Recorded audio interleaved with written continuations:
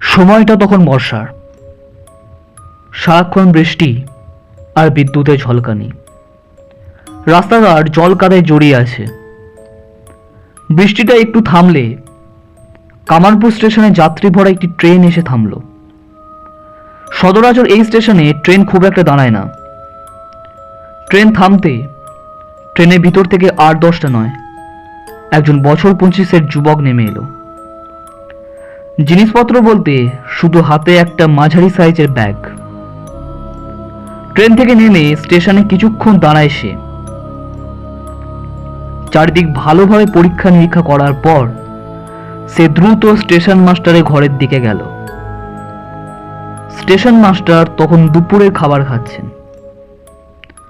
যুবক তাকে প্রশ্ন করে, বলছি দাদা, রাত্রি পূজার কোনো গাড়ি পাওয়া যাবে?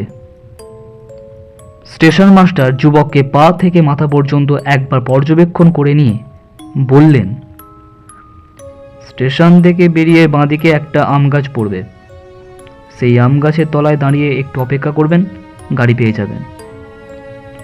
স্টেশন মাস্টারের কথায় সে স্টেশন থেকে বেরিয়ে বাঁদিকের আম গাছের তলায় দাঁড়িয়ে অপেক্ষা করতে লাগলো। প্রায় আধ ঘন্টা অপেক্ষা করার পরও কোনো গাড়ির দেখা সে পেল না। বিরক্ত হয়ে সে যেই না স্টেশনের দিকে পা বাড়িয়েছে, শোনা গেল ঘন্টার আওয়াজ। একজন মাঝারি বয়সের লোক গরু গাড়ি নিয়ে এদিকেই আসছে। যুবক ভেবেছিল কোনো রিক্সা হয়তো পেয়ে যাবে, কিন্তু সে গুড়ে বালি। রিক্সা তো দূরের কথা, রাস্তায় একটা সাইকেলও দেখা যাচ্ছে না। কোনো উপায় নেই। যুবক গরুর গাড়িতেই উঠল। গাড়ির চালককে ঠিকানা জানিয়ে দিল। গরুর গাড়ি ধীর গতিতে যাচ্ছে। যুবক চারিদিকে চক্ষুপাত করে প্রাকৃতিক সৌন্দর্য উপভোগ করছে। প্রায় 30 মিনিট পর গরুর গাড়ি তার গন্তব্যস্থানে পৌঁছালো। গরুর গাড়ি থেকে নামতে দুজন লোক যুবককে স্যার সম্বোধন করে স্বাগত জানালো। এই দুজন লোকের মধ্যে একজন হলেন ধীরেনবাবু আর একজন হলেন কমলবাবু। দুজনেই এই গ্রামের হাসপাতালের সহকারী ডাক্তার হিসেবে কাজ করেন। তবে কোনো বড় অভিজ্ঞ ডাক্তার এই গ্রামের হাসপাতালে ছিল না, তাই ওনারা ওপর মহলে আবেদন করেছিলেন। সেই আবেদনের ফলস্বরূপ ওনারা ডক্টর নিলয় সেনকে এখানে পাঠান। নিলয় কমলবাবুকে বললেন, আচ্ছা হসপিটালটা কোথায়, আমি ওখানে এখনই যাব। ধীরেনবাবু বললেন, স্যার আপনি তো এইমাত্র এলেন, আর একটু এখনই হাসপাতালে চলে যাবেন? আগে একটু বিশ্রাম নিন, তারপর না হয়। ধীরেনবাবুর কথার উত্তরে নিলয় বলে, আমি দেখতে চাই হসপিটালের অবস্থা কেমন, রোগীদের অবস্থা কেমন, আপনারা নিয়ে চলুন। কমলবাবু গাড়ি থেকে নিলয়ের জিনিসপত্র কোয়ার্টারে রেখে দিলেন। তারপর তিনজনে হাসপাতালের দিকে রওনা দিলেন। হাসপাতালে পৌঁছে সেখানকার অবস্থা দেখে নিলয় অবাক হয়ে যায়। হাসপাতালে এত জঘন্য অবস্থা। নিলয় কমলবাবু ও ধীরেনবাবুকে বললেন, হাসপাতালে একই অবস্থা, কোনো বেড নেই, ঠিকভাবে ওষুধ নেই। কমলবাবু ও ধীরেনবাবু মাথা নিচু করে বললেন, এখানে কোনো সাহায্য আসে না স্যার। ওপর মহলে এসবের জন্য আবেদন করলেও তারা ফিরিয়ে দেয়। বিনা চিকিৎসায় অনেক মানুষ মারা যায়। আমরা অনেক কষ্ট করে ওষুধ নিয়ে আসি, ওপর মহলের হাতে পায়ে ধরতে হয় আমাদের ওষুধ আনার জন্য। কখনো কখনো ঘুষ দিয়েও ওষুধ আনতে হয়। নিলয় বলে, সরকারি ওষুধ আনার জন্য কোনো ঘুষ দিতে হয় না, আর তাদের হাতে পায়ে কেন ধরবেন আপনারা? কমলবাবু বললেন, সরকার ওষুধ দেয় স্যার, কিন্তু ওপর মহলে অসৎ মানুষরা সেগুলো বাইরে বিক্রি করে দেয়। নিলয় তার কোয়ার্টারে ফিরে আসে। সেদিন রাতে নিলয় একটু তাড়াতাড়ি ঘুমিয়ে পড়ে। সারাদিন ধকলের ফলে চোখের পাতা তাড়াতাড়ি ভারী হয়ে আসে।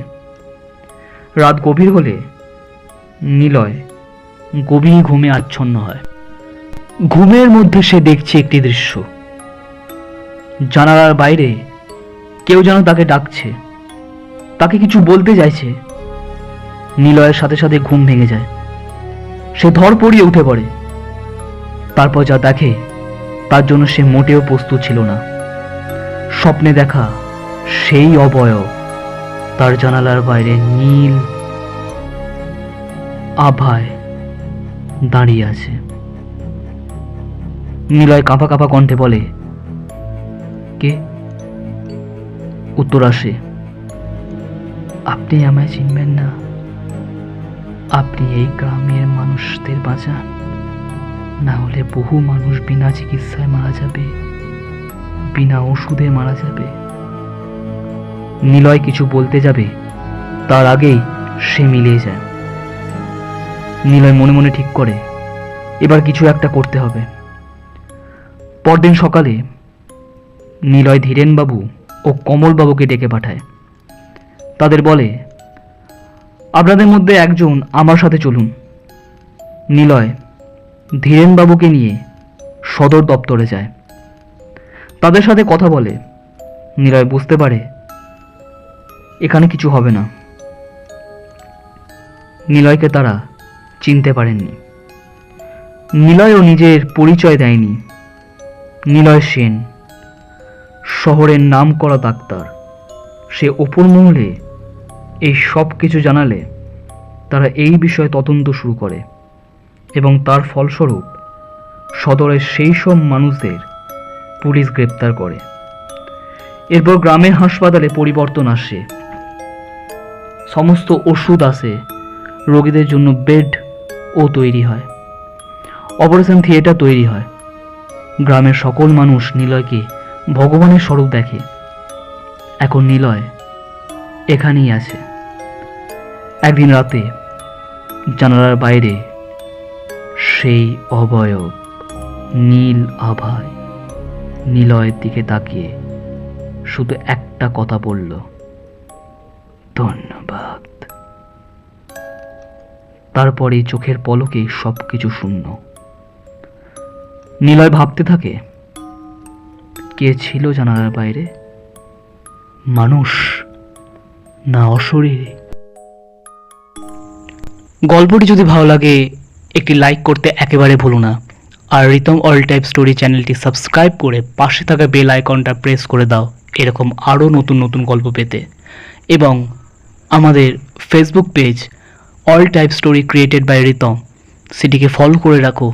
আমরা সেখানেও নতুন নতুন গল্প পোস্ট করি তোমাদের জন্য।